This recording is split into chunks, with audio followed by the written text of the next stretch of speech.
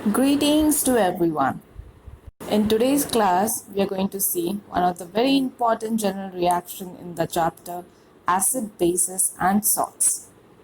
Since our childhood, our elders have been giving us instructions to store some particular kind of food in only some particular vessels. While in our kitchen sits a row of vessels majestically made of metal, all shiny, but not to be used for acidic food. So, was there any science behind it, or was it all myth? We'll learn about this in this video. As the name suggests, the chapter Acid, Bases, and Salt can be divided into three major categories. The first broad major category is the acid. Under that, we have four major general reactions. We're going to learn about the first one in this video. Displayed here, you can observe the reaction between a given acid and a metal. It gives salt and hydrogen gas.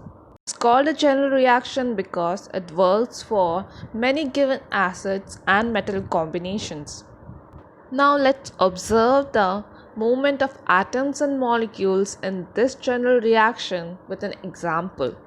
In this example, you can see HCl reacting with magnesium to give magnesium chloride salt and hydrogen gas.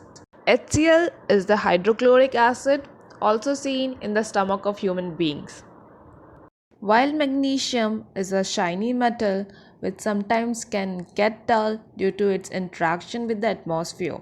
Coming to the general movement of atoms and molecules in this reaction, HCl donating its cations to hydrogen gas, that is, it is giving its H plus ions for the formation of hydrogen gas, while its anions, that is, the Cl minus ions, are being given for the formation of magnesium chloride salt.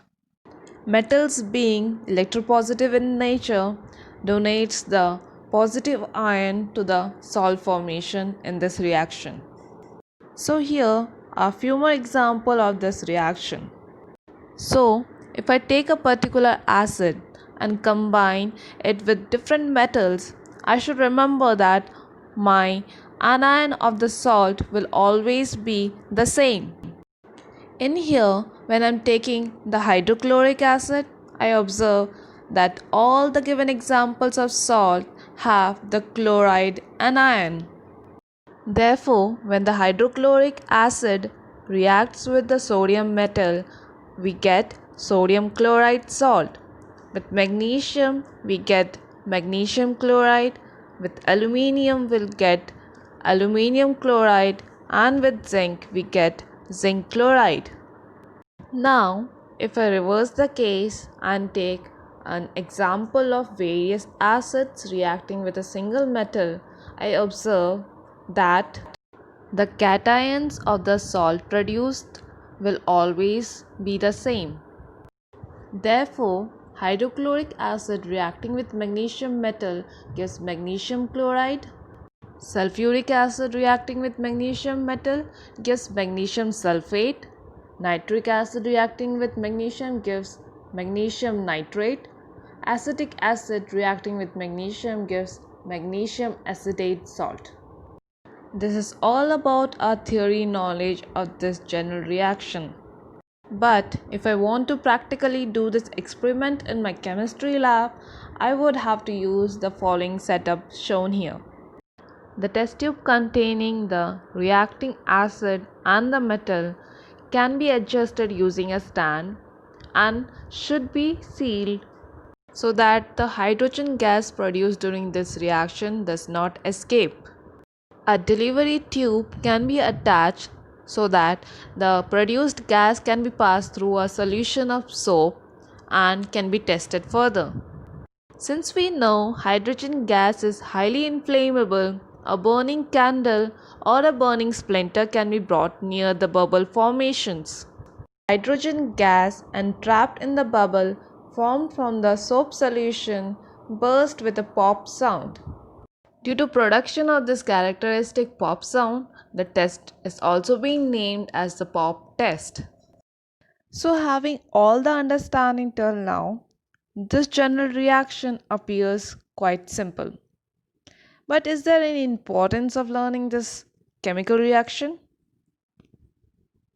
Chemistry is a subject which gives us the understanding how various different species interact with each other. This understanding of the interaction between various species may not have come to human beings very easily.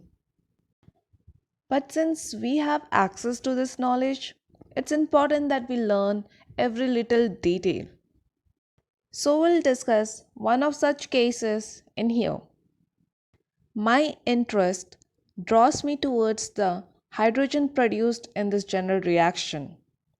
In this reaction, it actually forms a very small part. But when we dig into the history, we find many incidents which took place because of its little understanding. One such incident was Hindenburg's disaster, which was caused due to electrostatic discharge igniting the leaking hydrogen from the famous airship. This incident led to the loss of many lives also. But these examples should serve us a reminder that we should be very careful while handling the interaction between different species in chemistry. Therefore, to make the experiment in our labs also very safe, we use the soap solution. We would have commonly seen kids playing around with the bubble toy. So one reason we use this bubble solution is that formation of hydrogen gas bubble in the soap solution is quite easy. Second reason is that solubility of hydrogen is very low in the soap solution. Third reason is that it helps us to build a relatively safer apparatus for testing the pop test. So now I hope you can observe how much thinking has gone into building a simple apparatus for testing this general reaction. Thank you everyone. Do like and subscribe the channel for more of these videos.